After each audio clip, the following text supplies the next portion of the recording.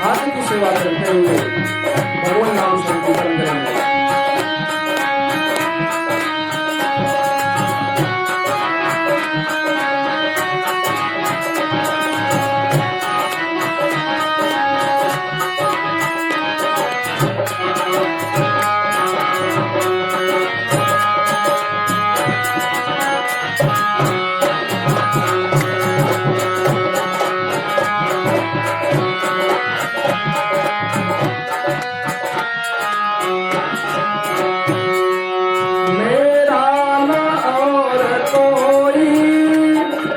इस जग में आसरा है मेरा कोई, इस जग में आसरा है। ओ मुझको तलाश तेरी नैनों में सावरा है,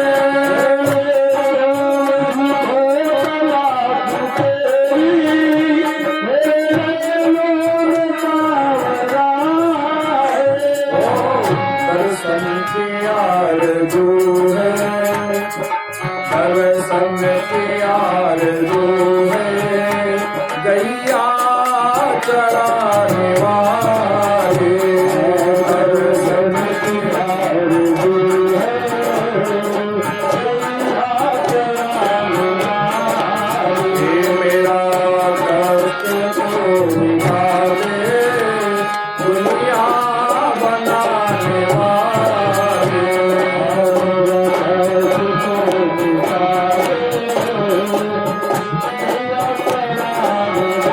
हरि बोल।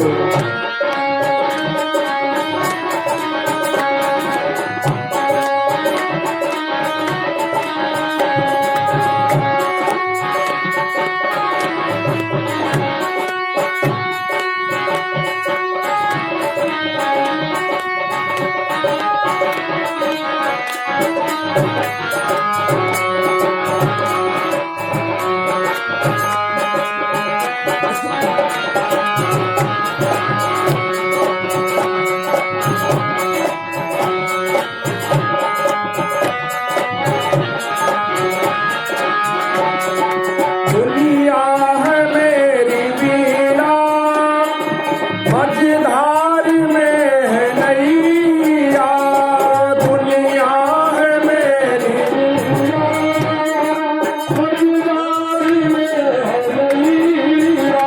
ओ आ जाओ जीवन बनकर मेरे नाव की खेवैया, आ जाओ जीवन बनकर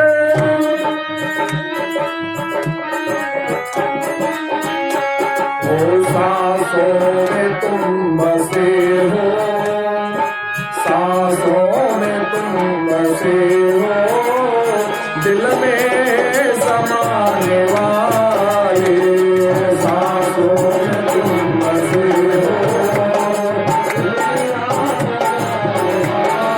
ये मेरा कष्ट को निकाले दुनिया बनाने वाले,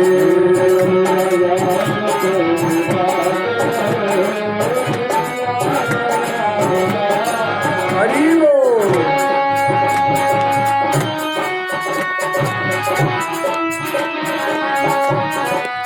बड़े प्रेम से सभी लोग भगवान का भजन करेंगे।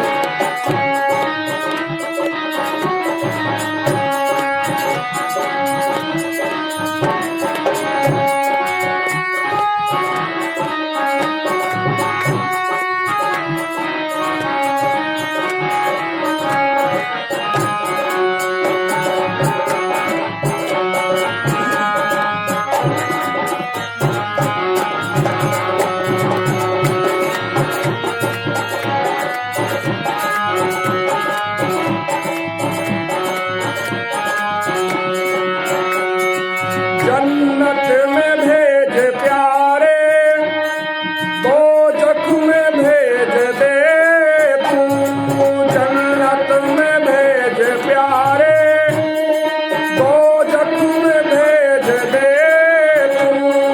हम तो तेरे दीवाने एक बार देख ले तू, हम तो तेरे दीवाने एक बार हमको नहीं है परवाह, हमको नहीं है परवाह मुरली बजाने वाले, हमको नहीं है परवाह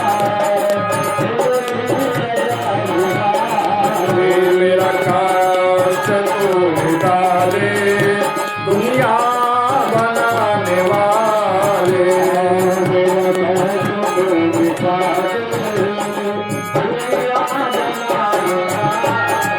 मेरा काश तू मिटा दे दुनिया बनाने वाले, मेरा काश तू मिटा दे दुनिया बनाने वाले, दुनिया बनाने वाले।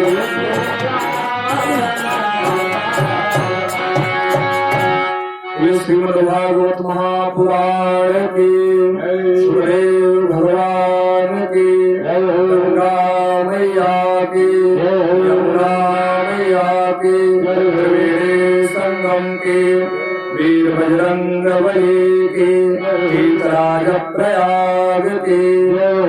जय जय श्री राम।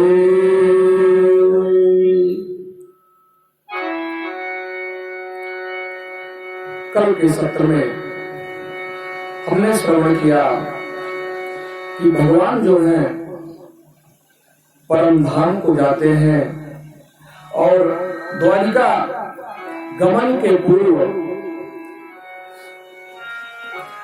शौनकादि ऋषियों ने सूत जी महाराज से प्रश्न पूछा, हे महाराज, भगवान के जाने के बाद परीक्षित का क्या हुआ महाराज, यह आप हमें बताने का कष्ट करें। सूत जी महाराज कहते हैं, हे शौनकादि ऋषियों, जैसे ही भगवान द्वारिका गमन करते हैं परीक्षित जी महाराज का जन्म होता है, और जैसे ही जन्म होता है हर एक जो संबंध बना हुआ है,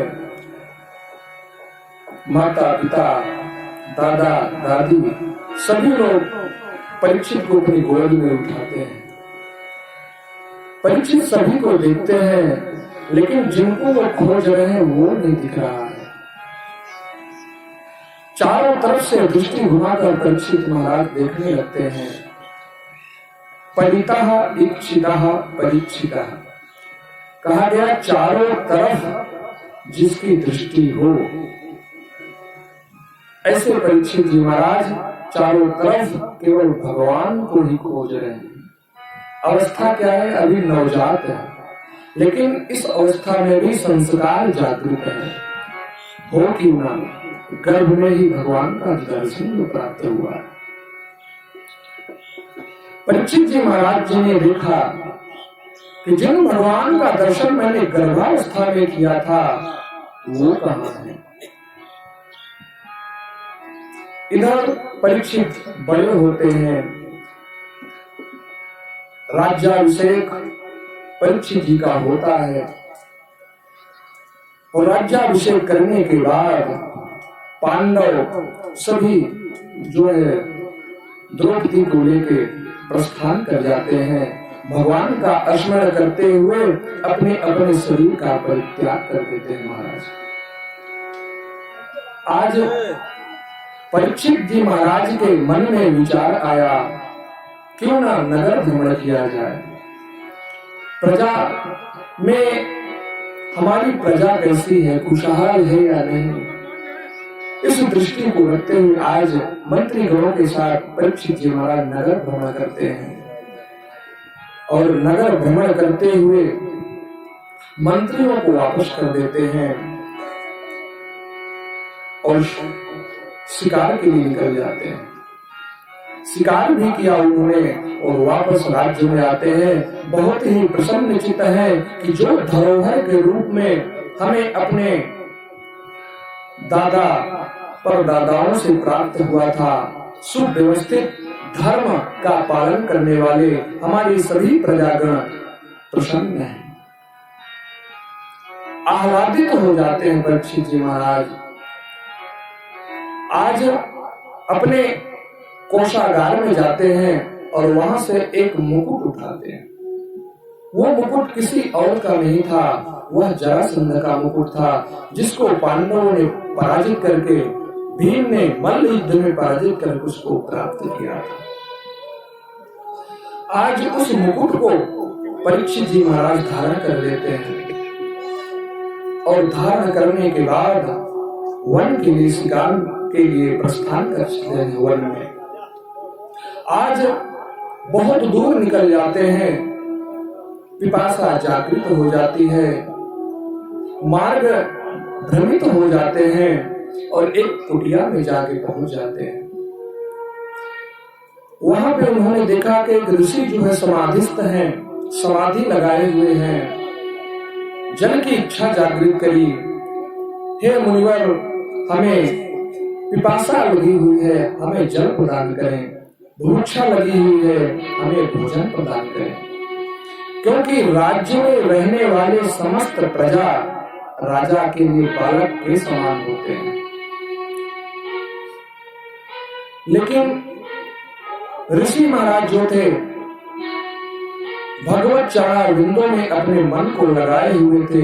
देहाभ्यास छूट गया था महाराज, ज्ञान नहीं था देहाभ्यास का।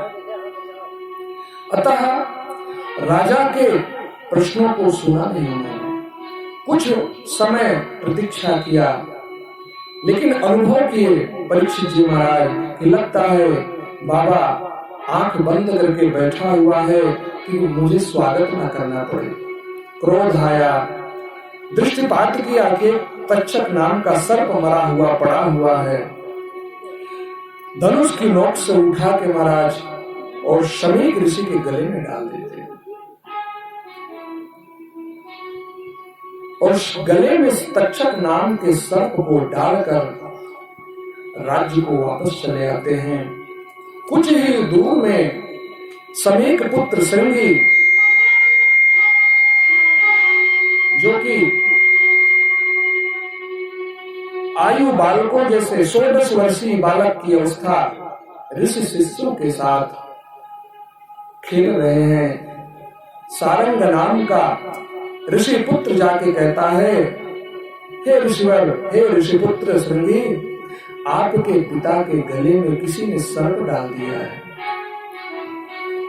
महाराज, जैसे किसी सर्प को आप डंडा मार दो और छोड़ दो उसे, तो जो क्रोध उस सर्प का उस समय होता है, वही क्रोध जागृत हो गया ऋषि का।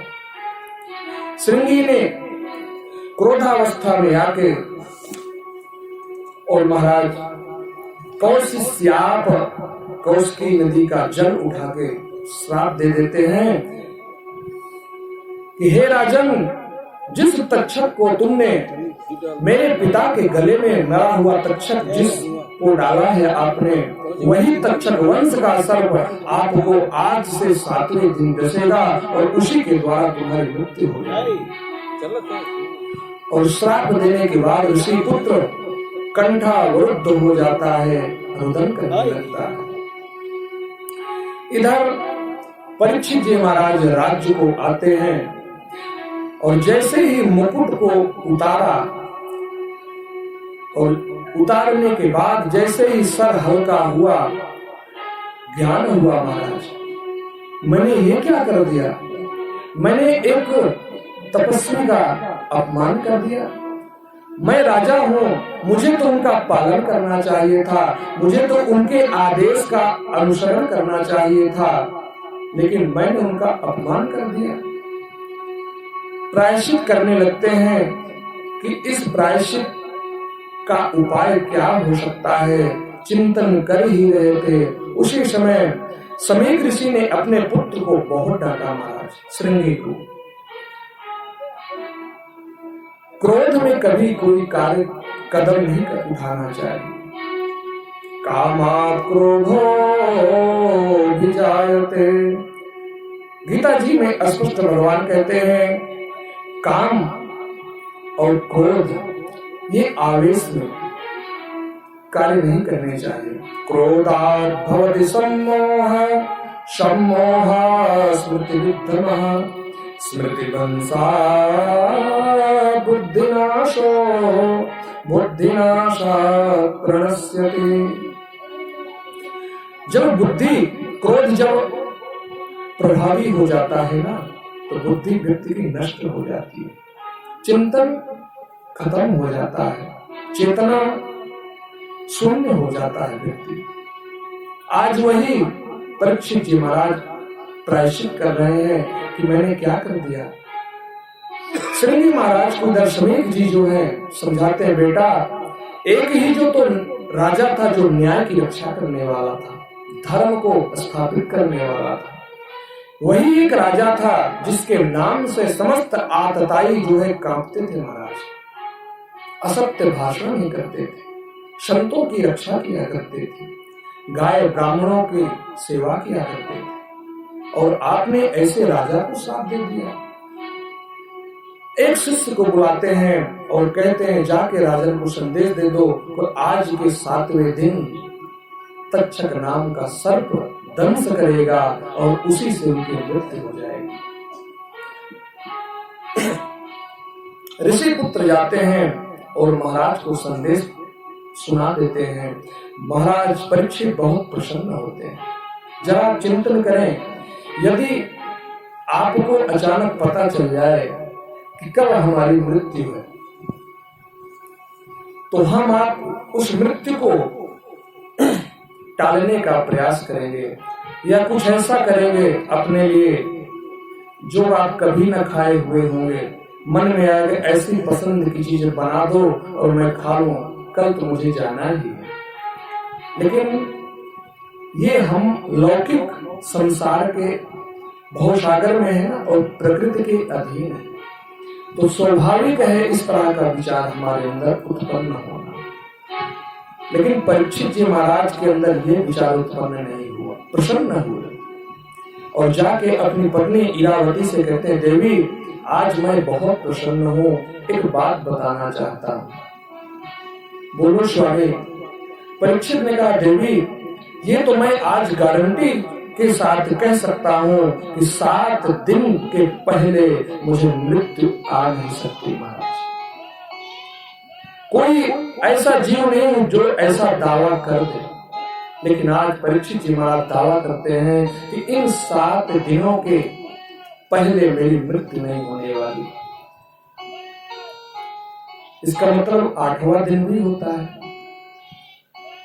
और यदि है तो बताइएगा जरूर। परीक्षित जी महाराज की बातों को सुनकर इरावती कहती है, महाराज क्या हुआ आपको? अचानक इस तरह के विचारों को क्यों आप उत्पन्न कर रहे हैं? मन की शंका को क्यों व्यक्त कर रहे हैं? क्या हुआ? तब परीक्षित जी महाराज कहते हैं, देवी आज ये घटना हमारे साथ हुई। इरावती को बताकर, और 8 वर्षीय जो जन्मेजय उनके पुत्र थे, आज उनको बुला के सिंहारूढ़ किया है महाराज, राज्याभिषेक किया है, और मृत्यु को सुधारने का उपाय क्या हो सकता है, इस उपाय को ढूंढने के लिए आज परीक्षित जी महाराज नगर को छोड़ के चल देते हैं। जैसे ही समस्त ऋषियों को पता चला, समस्त ऋषि अत्रि वसिष्ठस्य वनस्य गौतमाः, अत्रि वशिष्ठ च्यवन गौतम मरीचि साति अत्रि समस्त जो ऋषि समूह है, धीरे धीरे महाराज सभी का वहां उद्भव होता है। मानो मेला लग गया हो, समस्त ऋषि वहां पे आकर और एक ही विचार परस्पर विमर्श करते हैं कि परीक्षित को मृत्यु सुधारने के लिए क्या किया जा सकता है। जरा विचार करें, व्यास जी महाराज जिन्होंने अनेक पुराणों की रचना करी, मरीचि जो रघुकुल के कुलगुरु हैं, ब्रह्मपुत्र हैं, नारद जी महाराज इत्यादि अनेकों संत वहां पे उपस्थित हैं, लेकिन किसी ने ये निष्कर्ष नहीं निकाल पाया कि मृत्यु सुधारने की सबसे बड़ी दवा क्या हो सकती है, परीक्षित जी को मुक्त कैसे किया जाए। चिंतन कर ही रहे थे, एक यहाँ संत भाव देते हैं महाराज कि 7 दिवस का ही श्राप क्यों दिया गया। ध्यान से सुनेंगे, बात समझ में आएगी। परीक्षित जी महाराज ने सर्पों की माला गले में डाली थी, ऋषि के गले में, और गले के ऊपर 7 छिद्र होते हैं, 2 कान, 2 आंख, 2 नाक और 1 मुख, 6 और 1 7 छिद्र हैं। इसलिए परीक्षित जी महाराज को ऋषि सिंह ने 7 दिवस का श्राप दिया। संतों का भाव है। लौकिक जगत में यदि किसी को इस प्रकार से मृत्यु का श्राप दे जाए महाराज, तो वो परेशान हो जाएगा। हो सकता है तत्क्षण उसको हार्ट अटैक भी हो जाए।